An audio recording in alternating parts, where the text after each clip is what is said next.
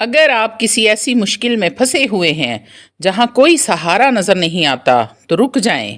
آج 6 محرم الحرام ہے، وہ دن جب اللہ کی مدد آسمانوں سے زمین پر اترتی ہے۔ بس ایک لفظ، ایک دعا، ایک یقین اور سب کچھ بدل سکتا ہے۔ حسبنا اللہ و نعم الوکیل دل سے کہیے اور معجزہ ہوتے ہوئے دیکھیے۔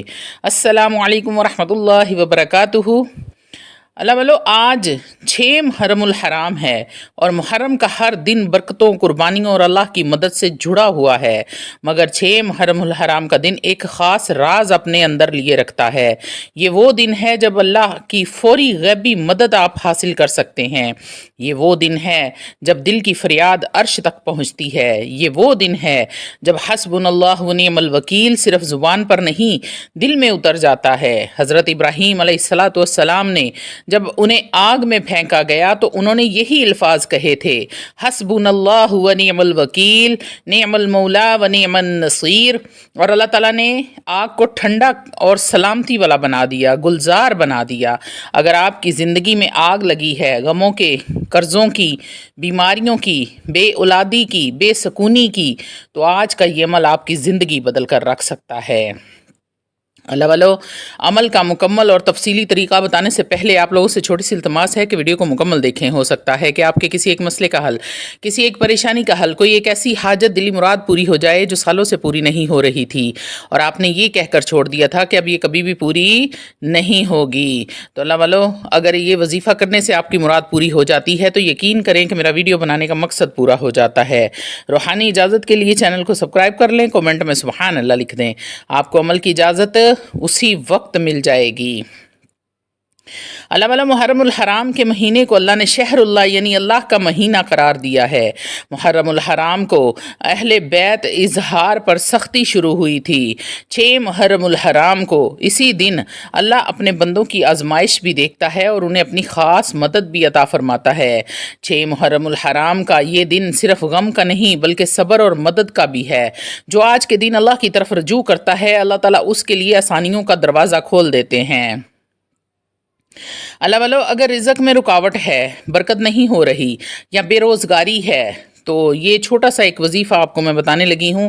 فجر کی نماز کے بعد 313 بار پڑھیں، یا فتاح یا رزاق یا کریم، پھر 3 بار درود پاک اور دعا کریں۔ اس عمل کو صرف 6 محرم کو کریں اور اللہ سے یقین کے ساتھ مانگیں، رزق کے دروازے کھل جائیں گے۔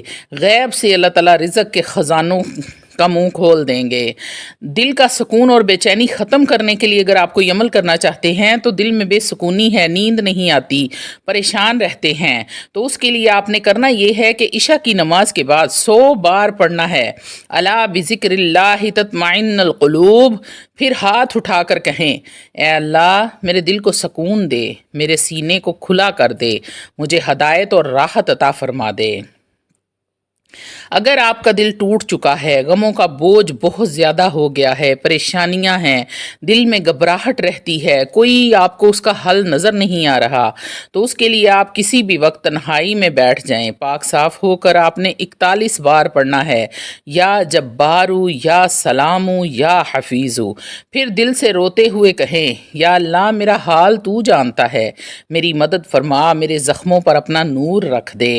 اگر آپ دشمنوں سے حفاظت کے لیے 6 محرم الحرام کا کوئی خاص وظیفہ کرنا چاہتے ہیں، 6 محرم کے دن دشمنوں سے نجات اور ہر شر سے بچنے کے لیے وظیفہ کرنا چاہتے ہیں، تو صبح سورج نکلنے کے بعد 21 بار حسبنا اللہ و نعم الوکیل نعم المولا و نعم النصیر، یہ آیت قرآن کا خاص ہتھیار ہے جس سے ہر قسم کا شر رک جاتا ہے۔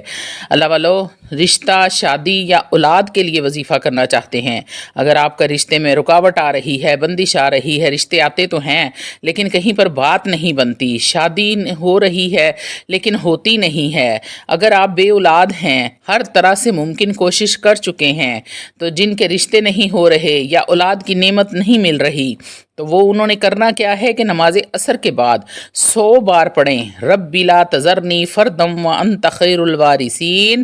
سورۃ الانبیاء کی 89 نمبر یہ آیت ہے، یہ حضرت زکریا علیہ السلام کی دعا ہے۔ جو اولاد کے لیے خصوصی مانگی گئی تھی۔ محرم کی برکت سے دعائیں جلد از جلد قبول ہوتی ہیں۔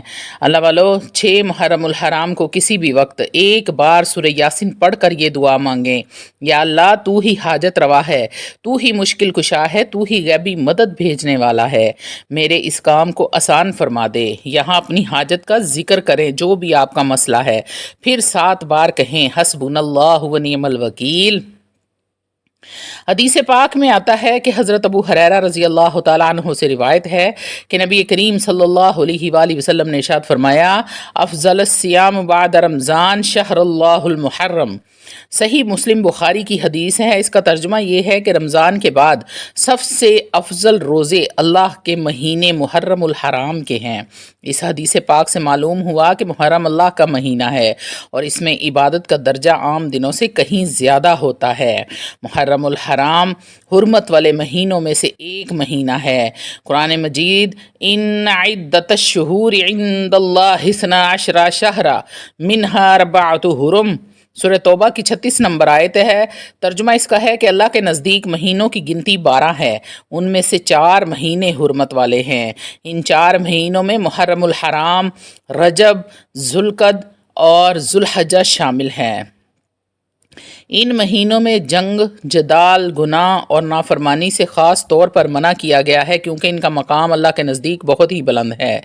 حضرت ابن عباس رضی اللہ تعالیٰ عنہ سے روایت ہے کہ جب نبی کریم صلی اللہ علیہ وآلہ وسلم مدینہ تشریف لائے تو دیکھا کہ یہاں یہودی 10 محرم یوم عاشورہ کو روزہ رکھتے ہیں۔ آپ صلی اللہ علیہ وآلہ وسلم نے ارشاد فرمایا: نحن احق بموسیٰ منہم۔ صحیح بخاری کی حدیث ہے۔ پھر آپ صلی اللہ علیہ وسلم نے خود روزہ رکھا اور صحابہ اکرام کو بھی حکم دیا روزہ رکھنے کا۔ یوم عاشورہ پر حضرت موسیٰ علیہ السلام کو نجات ملی۔ حدیث پاک میں آتا ہے یہ وہ دن ہے جس دن اللہ تعالیٰ نے حضرت موسیٰ علیہ السلام کو، ان کی قوم کو فرعون سے نجات دی اور فرعون کو غرق کیا۔ اللہ والو، یہ دن نصرت، غیبی مدد اور ایمان والوں کی فتح کا دن ہے۔ یوم عاشورہ کا روزہ کفارہ ہے۔ نبی کریم صلی اللہ علیہ وآلہ وسلم نے ارشاد فرمایا: یوم عاشورہ کا روزہ 1 سال کے پچھلے گناہوں کا کفارہ بن جاتا ہے۔ محرم الحرام خاص طور پر حضرت امام حسین رضی اللہ تعالیٰ عنہ اور اہل بیت کی قربانیوں کی یاد دلاتا ہے۔ امام حسین نے باطل کے خلاف حق کی آواز بلند کی اور یزید کے ظلم کے سامنے سر جھکانے سے انکار کیا۔ یہ مہینہ ہمیں صبر، قربانی اور حق پر ڈٹے رہنے کا پیغام دیتا ہے۔ اللہ والو، نفل روزے رکھے ہیں، خاص طور پر 9 اور 10 محرم الحرام کا۔ ماہ محرم میں ہمیں کیا کرنا چاہیے؟ نفلی روزے رکھیں، صدقہ خیرات کریں، گناہوں سے بچیں، صبر، برداشت اور نیکی کو اپنائیں، امام حسین رضی اللہ تعالیٰ عنہ اور اہل بیت کی قربانیوں کو یاد کر کے دعا کریں۔ تو اب آتے ہیں عمل کی طرف کہ عمل آپ نے کیا کرنا ہے۔ عمل آپ کا ہے کہ آپ نے صاف حالت میں صاف پاک جگہ پر بیٹھ جانا ہے، اور اول و آخر آپ نے مغرب کے بعد یا عشاء کی نماز کے بعد آپ باوضو ہو کر کسی بھی جگہ، پاک جگہ پر بیٹھ جائیں، پھر 2 نفل نماز حاجت ادا کریں۔